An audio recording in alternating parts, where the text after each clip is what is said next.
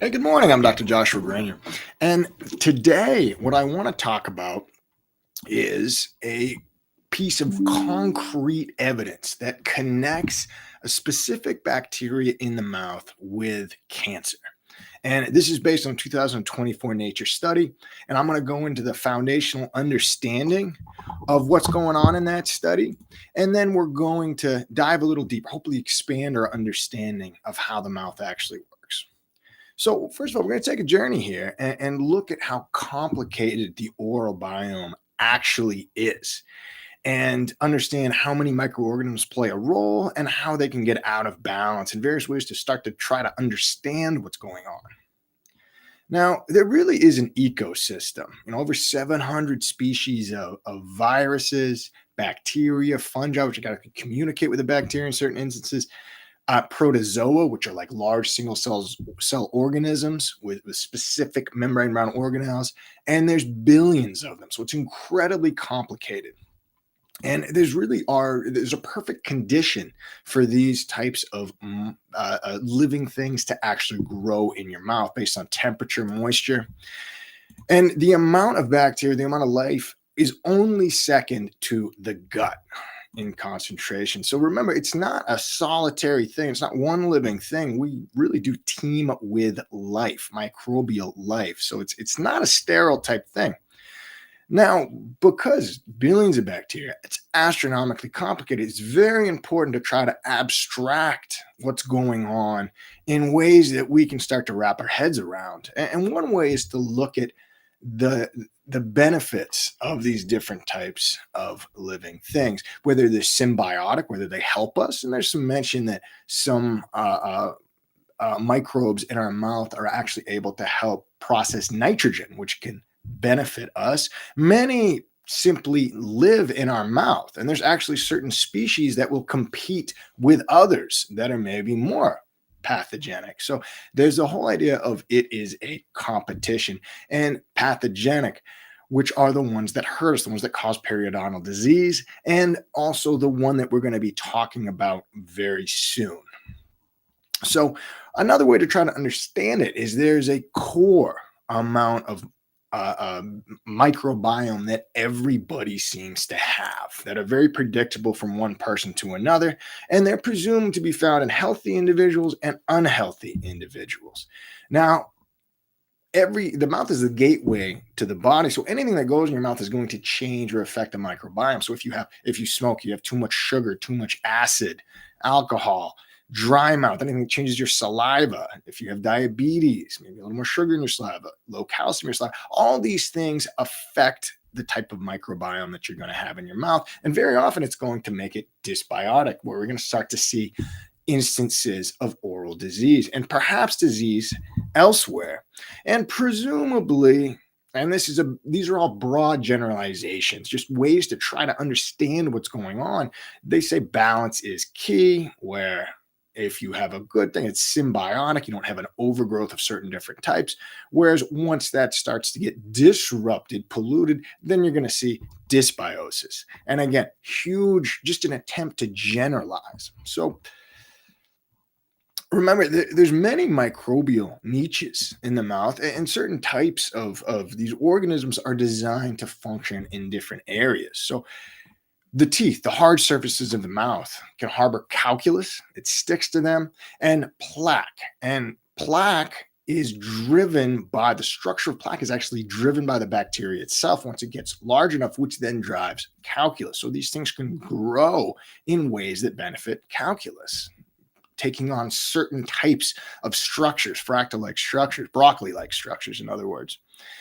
And even so, and then you also see those same types of things in strep mutans when you have cavities. So not only can it grow out, but it can actually grow into the tooth and create an environment within the tooth where bacteria can start to thrive. And those also have a certain type of continually advancing structure. So it's very interesting stuff, but it doesn't stay there. It can actually invade the soft tissue and start to fight our immune system and cleave cells within that soft tissue. Particularly, we're talking about in periodontal disease or necrotizing type periodontal diseases, especially. There's many examples. Now, this allows a high degree of specialization where different types of bacteria, there's different types of food sources, there's different types of interactions, and this community is able to work together. They're not there by chance. Now, there's a specific architecture where it is based on dental plaque, which is not just food, but it is a highly sophisticated living structure with a biofilm. It really is a city built by bacteria. And we're going to get into how they do that to a degree. And again, highly ordered. And how can it go from a clean tooth to this multi species community? Well, we're going to get into that. So, first of all, everyone knows there's an acquired pellicle. You brush your teeth, immediately various proteins from the saliva are going to start to stick to that tooth, forming something called an acquired pellicle. And this may have some protective instances. But first of all, what you're immediately going to have is pioneering species, strep mutans, these gram positive bacteria are going to start to stick there. And that's just the first stage, these sticky bacteria. Because after that, other colonizers like Fusobacterium nucleatum that are very, very sticky are going to then stick to that and start to grow it out even more. And they start to secrete a glue-like extracellular matrix, which is made of polysaccharides, presumably from sugars and foods. And they turn the sugar into a very glue-like substance, which they can later feed on, and it also helps form that matrix. Now, if you let it get big enough, and this has been shown, it will start to communicate Porphyromonas gingivalis with something called corium sensing, which is an incredibly sophisticated signaling molecule, not just within one type of bacteria. Many different bacteria can communicate, and it will create a concentration gradient. So they'll know the relative concentrations of different types of bacteria. They can even make certain bacteria commit cell death and help grow that complex even bigger.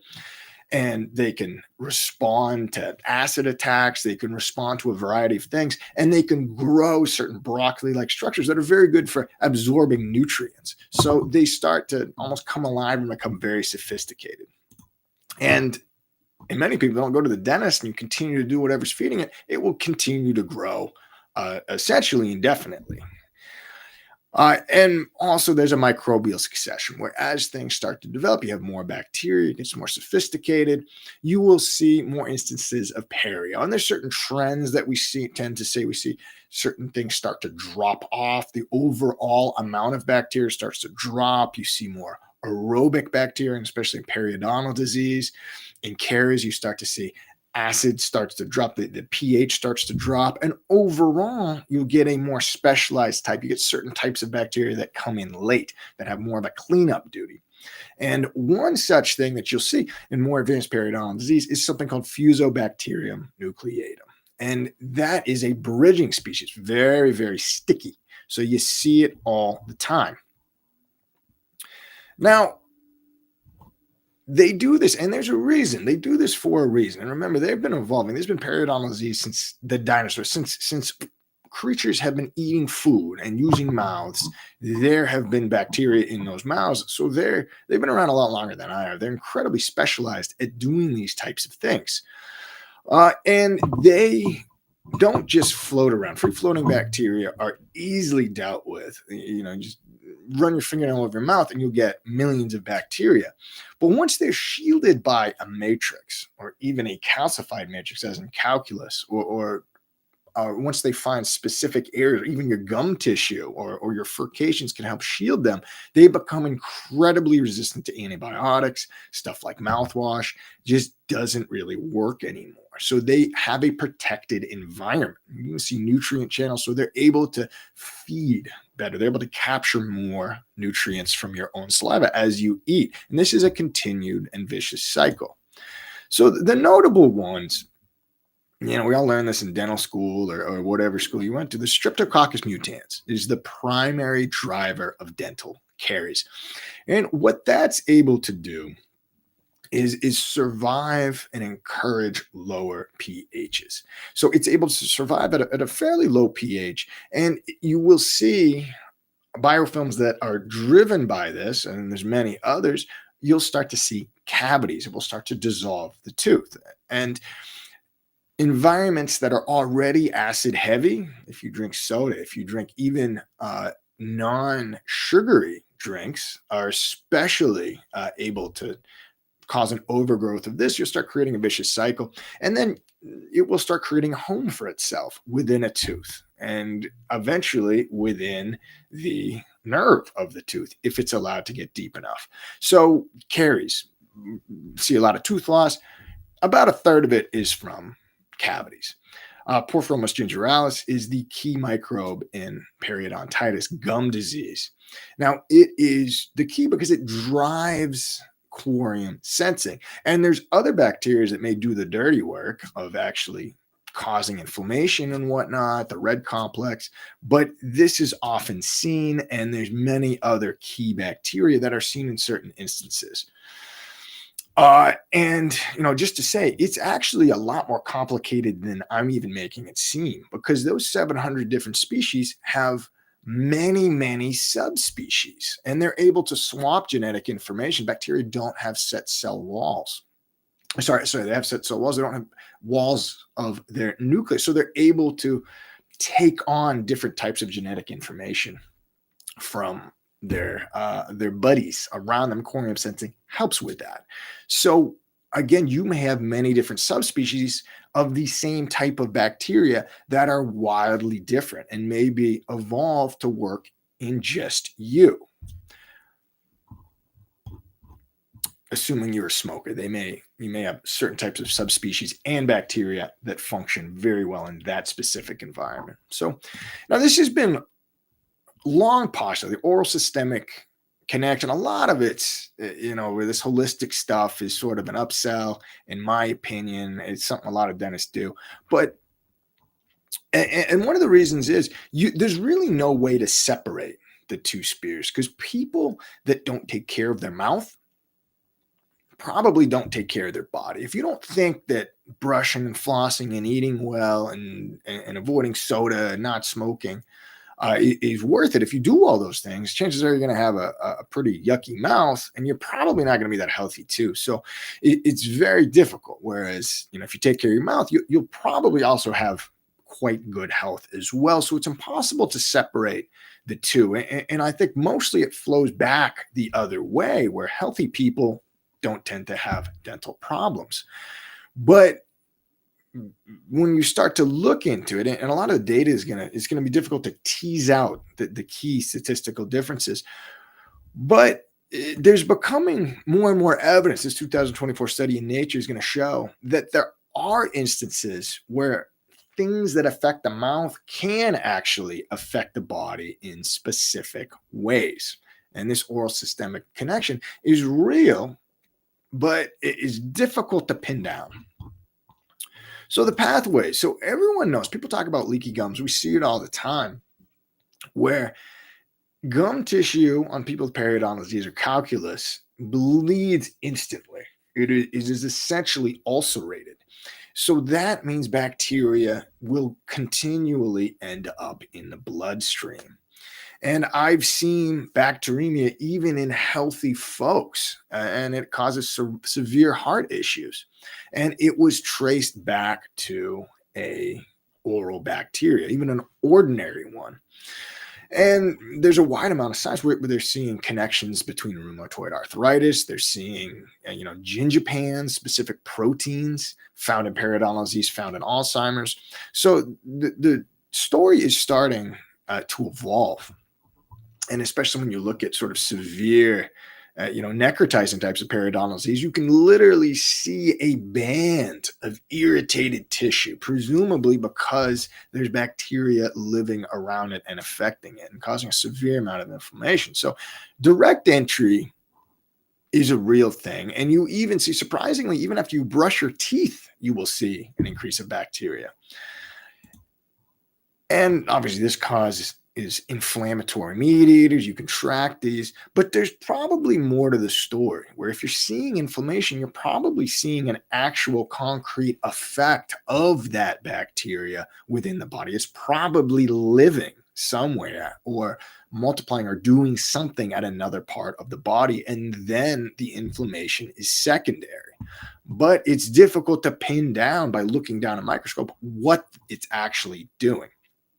So far-reaching implant, and again, there's many studies that show a correlation or an association. But like I said, it goes both ways. Where people that have cardiovascular disease perhaps are doing things, eating as well and exercising as well, that affect both systems, both their mouth and their body.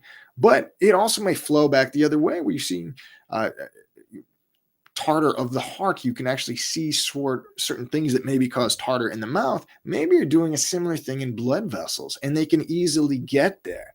And you start to see connections, bladder stones. Well, there's bacteria found in those that may be somewhat related or a distant cousin of the same things that causes calculus in the mouth. So the process is there. And obviously these associations, stroke, diabetes is huge, even adverse pregnancy outcomes. Again, two-way street, hard to discover the truth, but it may start to flow back the other way. Interestingly, there is an association between poor oral health, poor oral hygiene even, and increased all-cause mortality, which is incredibly strong. It's very bad for you. Where having very unhealthy mouth is shown to be worse for your oral cause mortality than even smoking. So again, multifactorial. So the question is, if bacteria can travel to maybe influence the heart, is it plausible that they could maybe travel to the colon and develop cancer? And that is what we're going to talk about today. So let's go into part 2, Fusobacterium nucleatum. I've talked about this bacteria before, and it's really essential to the development of periodontal disease. It's highly adapted. And it's very long, it's very thin, and it's very sticky. It is the master connector. It really does, and it stands apart. And it's been often seen in oral disease, but now we're starting to see it in colorectal cancer, a completely unrelated area, different people, different scientists, but they're still seeing it. Pops up again. And what it is it is a gram-nectarum bacterium, a rod shape, very thin, and it is anaerobic. It can't survive in oxygen, which means you're generally not going to see it on your tooth structure. And unless you have periodontal disease, you start to lose bone, and you have this pocket that is essentially full of food debris and water. There's really no air that can get in there. And Fusobacterium nucleatum is able to survive there. So periodontal disease, you see it all the time. And it is related. The more peri you have, chances are the more Fusobacterium nucleatum you have. And remember, these structures it doesn't just burrow deep, but also if you have calculus, it starts to grow out. And then the deeper part of your calculus is also anaerobic. So it can actually survive in exposed areas of your tooth structure if you don't go to the dentist and get it cleaned off. Now, what really, its bridging ability really sets it apart. It sticks to all types of oral bacteria. So your initial colonizers, your strep mutans, start to link it together, and then your late stage colonizers, Porphyromonas gingivalis, can then start to bind to it. And it provides a lot of structure to your biofilm. It really drives it. It's a stable hub. Interestingly, oral bacteria, once it really starts cooking, can start to swap genetic material, which is why there are so many different subspecies that may have different types of qualities to them. And some of these things may be extremely pathogenic. Now, it secures and it creates its own environment where it can thrive.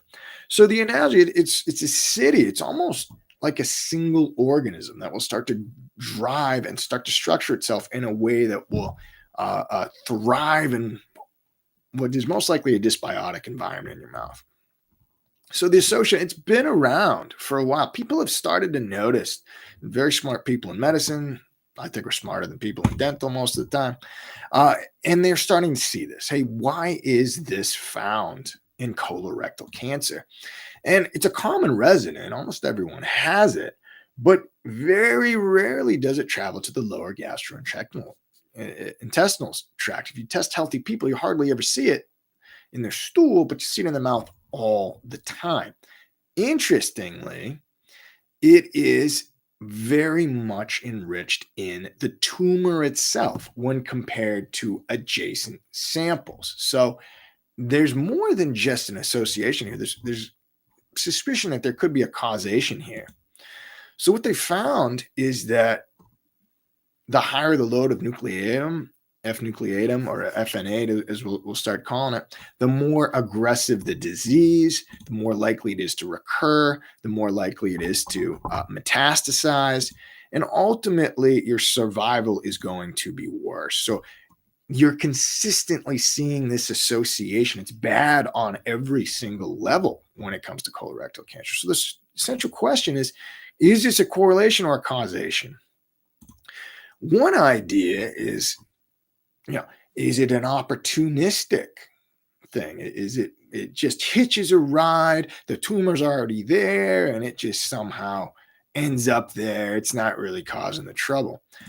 Or is it the driver where it is actively growing, just like it does in the mouth? When you think about how it grows in the mouth, where it's not the only type of bacteria, but it is a key driver. Its stickiness allows a lot of other even more pathologic bacteria to do its thing.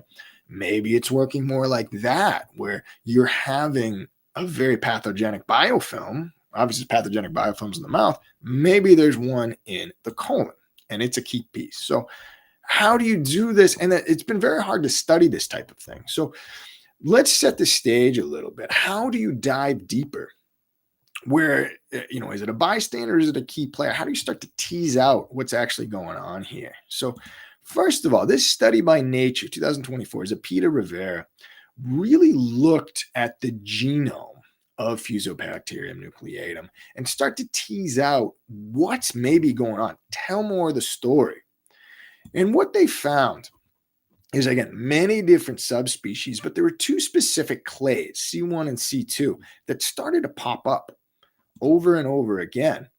And what they found is, by looking deep, that there's a diversion. It's not just Fusobacterium nucleatum, but there are specific different families of it. They can start to tease out what, and that's by looking at the genome, and not just the genome. You can look under the microscope and see a difference in these two different strains.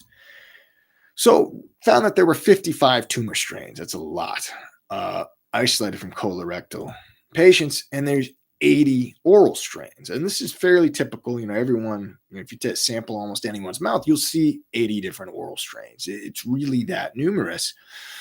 And they read them, they looked at them, they did a sequences and looked at the genome. And what they discovered is that this subspecies belongs to a specific, when you looked at tumors, they're highly concentrated around a specific subspecies. It's not just Fusobacterium nucleatum altogether. It's a very specific one.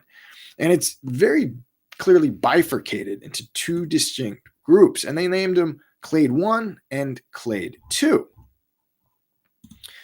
And they were able to see they're very similar, nearly 91, 93% identical. Very, very similar.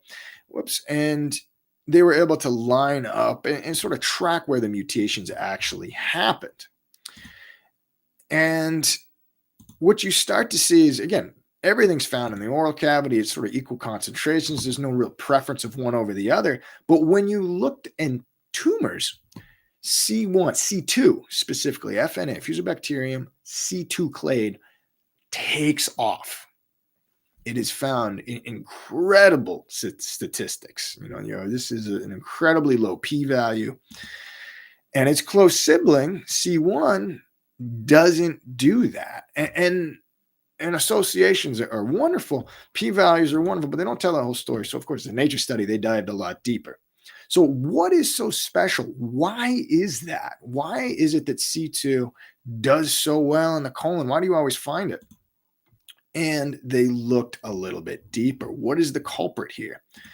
So, when they identified it, they looked at his genome and they looked at certain tools. They don't understand everything in the genome, but they're able to say, hey, well, this gene codes for this type of protein, gives it this specific ability. And what they found is there's certain abilities that C2 have that logically, and if you were making a bacteria, you would give it to allow it to travel to the gut and wreak havoc.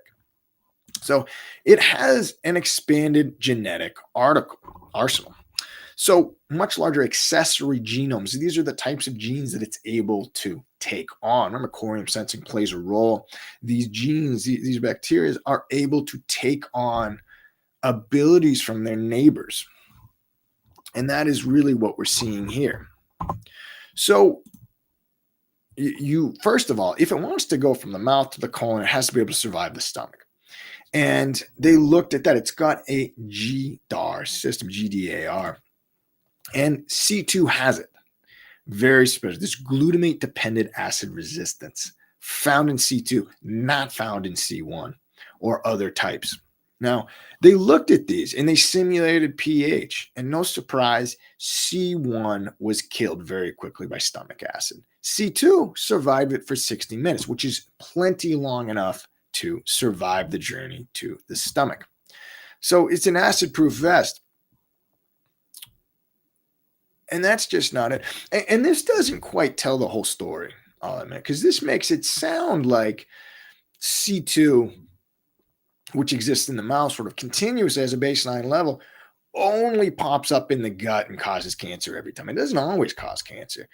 And it does, and it's not only found in people that have cancer, it's also found, and it will spike up where you will have an overgrowth of bacteria in the mouth. You'll even find Porphyromonas gingivalis in the gut sometimes.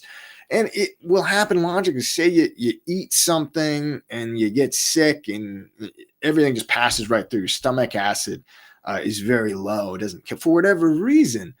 And a variety of reasons, you may end up having bacteria go from your mouth to your stomach, where it would normally get killed, but maybe this one day, for whatever reason, it just passed through. Or maybe you just have a lot of bacteria in your mouth and you have digestive issues and it passes to your stomach.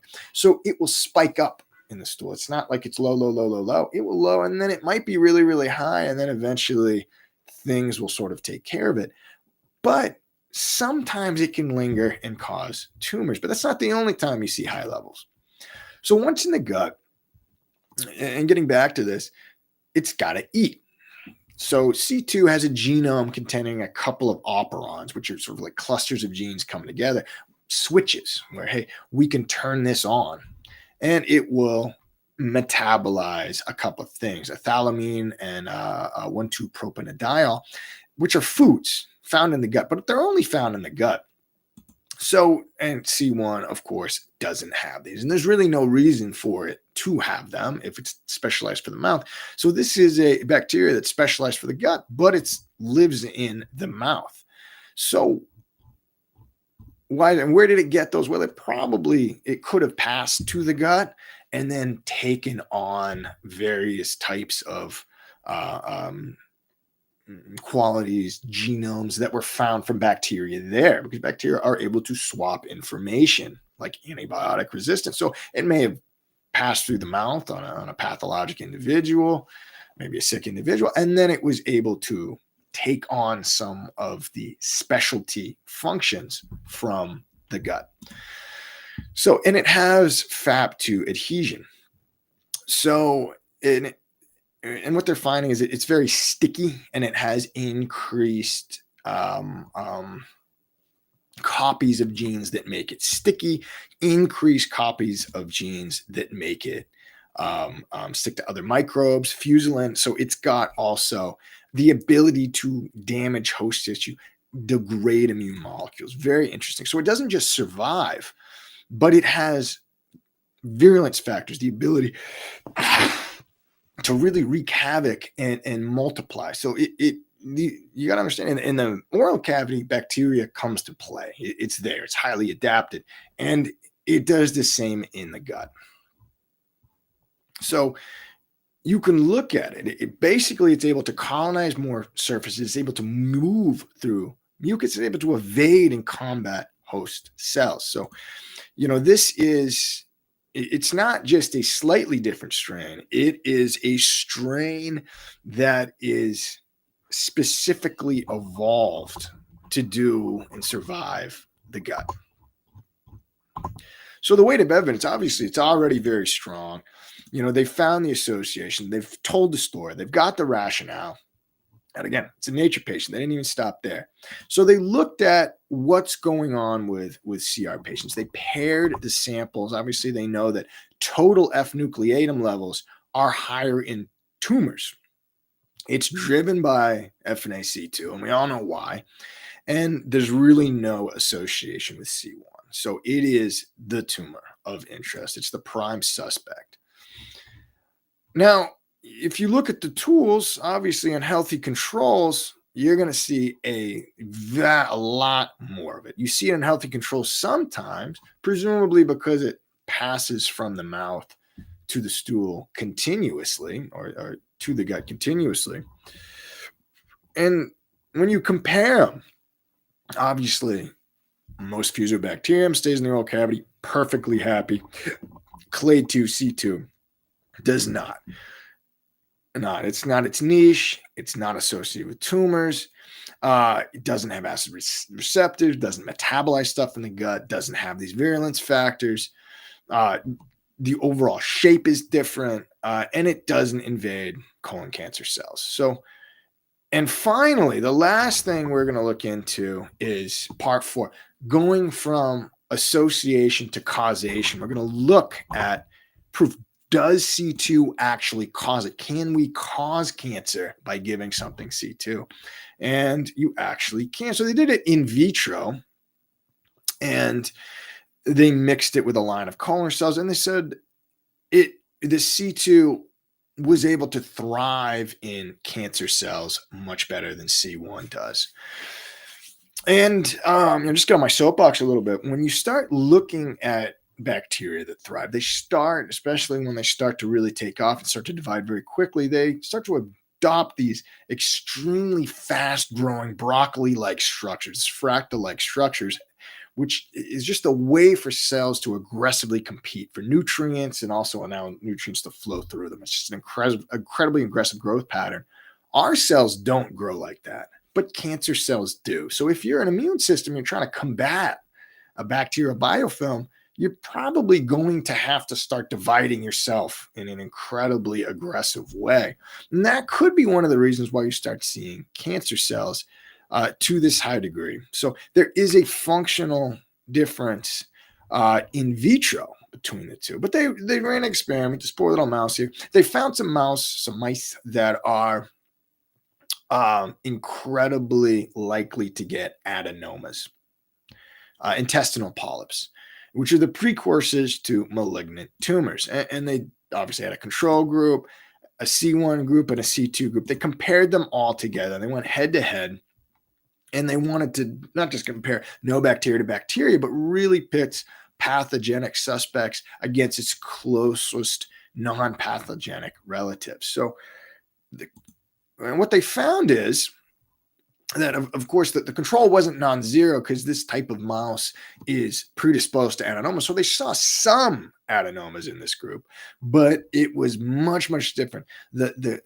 group that was given C2 regularly, orally, by the way, had a vastly increased amount of adenomas within its gut. So very interesting. So that suggests that was the limiting factor. It comes down to C2. So how does it do it? Does it engineer how does it cause this environment? What is it doing? And on a big picture, it's creating an environment for itself. It's not trying to cause cancer, but it's causing an environment that leads to it. And is it, when you look at how it actually happens, is it a and it does it where C2 essentially um, manipulates the surrounding metabolites and terraforms the gut environment, and indirectly that makes it much more hospitable to cancer, which are essentially fast growing cells that belong to us typically and have lost their ability to stop dividing, and then eventually they start to progress or lose their ability to stop dividing, and then they gain and then they start to metastasize, meaning little bits of it can break off, and they will just continue. They forget what they are, and they will continue to divide. Excuse me. Um, Elsewhere in the body, and it is causing them to do this. Our own immune cells to start doing this, or surrounding cells to do this, and perhaps it's by causing disruptive stress, oxidative stress, which is mutating these surrounding cells and causing them to grow uncontrollably, um, causing free radicals. What is it doing to these cells that stop them from working correctly and being identified as a certain type of cell, and identifying themselves as a certain type of cell? So obviously you're going to see increased pro-inflammation. Our immune system does not like this stuff. It identifies as something bad. You're going to see, decreased anti-inflammatory. Our body does not like this. And you're going to see certain types of things that are known to promote cancer cells. So certain types of precursors on a low level, and very hard to predict how larger systems are going to behave based on metabolites, but you get indications that something is going wrong when C2 is around. And it starts to paint the picture that it is more than an active. It doesn't just arrive there and live and indirectly pass through. It is living there, and it is fighting to stay there.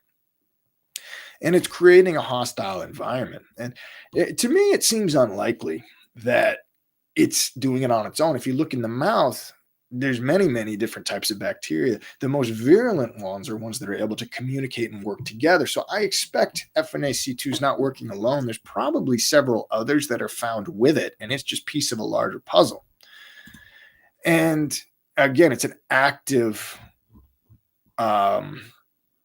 subject. So what do we do about this in the future? So how do we fundamentally reframe the connections between the oral cavity and the gut? What profound implications for colorectal cancer prevention does this have? And maybe not just colorectal cancer prevention, maybe other types of cancer prevention, maybe even heart disease. So we're starting to understand there's a mouth-gut axis. And I think saying mouth even gives the mouth too much credit. It's really an understanding of the incredibly complex bacteria and systems that are easily observed in the mouth, are those disease processes, and are fairly well understood in the mouth, are probably happening other places that are maybe not so easy to see. So again, the long-held theory that oral bacteria enters the circulation through bleeding gums is likely true, but the fact that it can also pass to the body through the gut is very interesting as well. So, and I posit, if you take a step back, you look and you see the C2, well, obviously it's found, it has mutated some. It's created a very, very unique ability to divide. So obviously, as an organism, it's very successful. It's evolved a certain mutation, and that mutation must be giving it an advantage somehow. And what is the advantage to surviving in the gut? How does it then spread to other people? Well, presumably, if it's found in your stool, it's probably getting spread via an oral fecal route. And that's a very common route of transmissions for lots and lots of foodborne illnesses and stuff like that. So is it possible that it's being spread?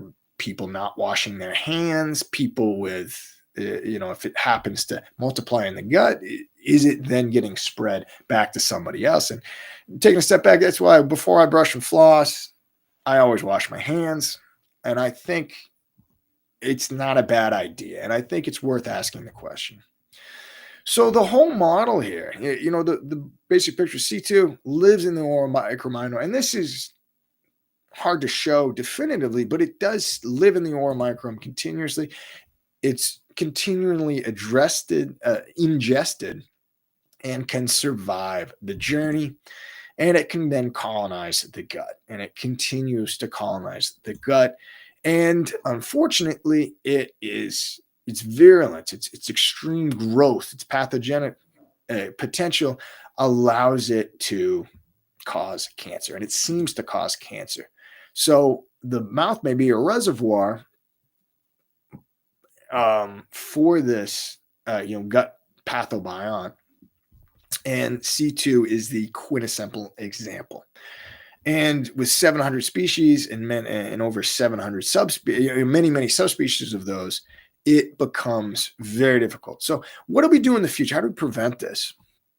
And it means we have a lot more to know. We don't even understand the full genome of C2, of what else it does. We don't understand a small piece of it.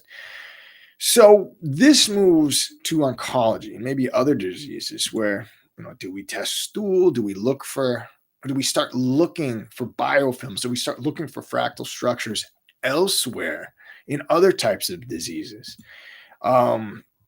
AI, and everyone talks about it, but when you look at how successful it was in protein sequences and determining protein structures, what it was able to do is take various, somewhat disparate pieces of data and not just optimize one, but optimize different types of systems all at the same time to create a full story of what's actually going on, or sufficiently a full story, which is something that a human can't necessarily do. We can maybe look at one thing, and this could be an option because we're looking at a sheer number of bacteria that's astronomically high, not just bacteria, but viruses, fungi. We're looking at a quantum sensing algorithm, a structure, and perhaps it may be necessary to take different types of data all together and see if we can better understand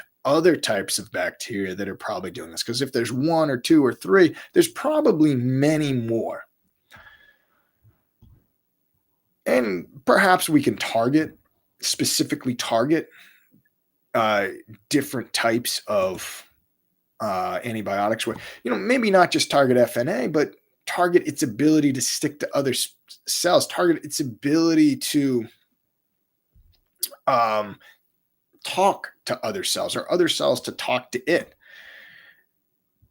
And can you make a virus that specifically makes the environment more hostile to C2? Do we screen for it?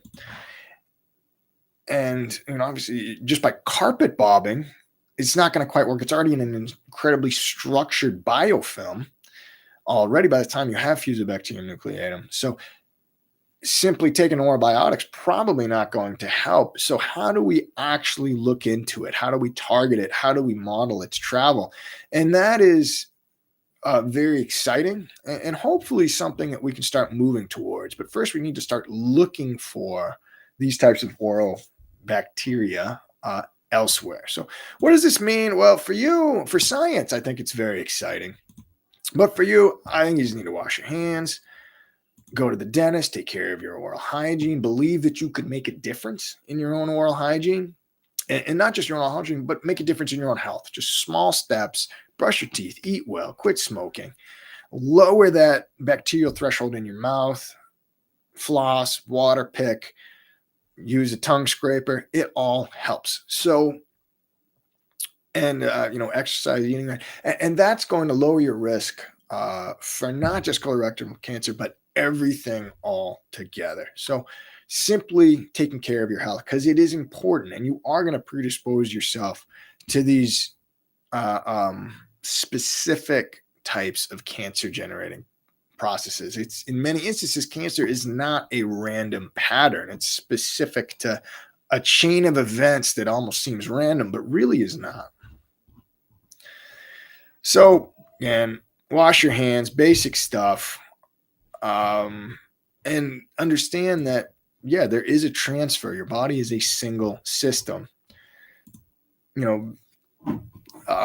Wash your hands, and remember, types of bacteria don't just travel from you; they also travel from you to your whole family. by kissing. Anything that lives in your mouth travels very quickly to other people, and especially if they have the same bad habits you do. If you smoke and have periodontal disease, there's a good chance, and your kid smokes and has periodontal disease, there's a good chance they're going to have a similar microbiome. So our mouths are complicated. They are an ecosystem, a living species that is doing what it can to survive. And some of the things it does make logical sense if you look at it from that point of view. So anyway, sources. There's many more than this. I'm going to do a more complete blog of this. But anyway, we're going to start having these discussions more and more. Anyway, thanks for sharing. I'm going to be releasing the transcript, and please like and share. Thank you very much.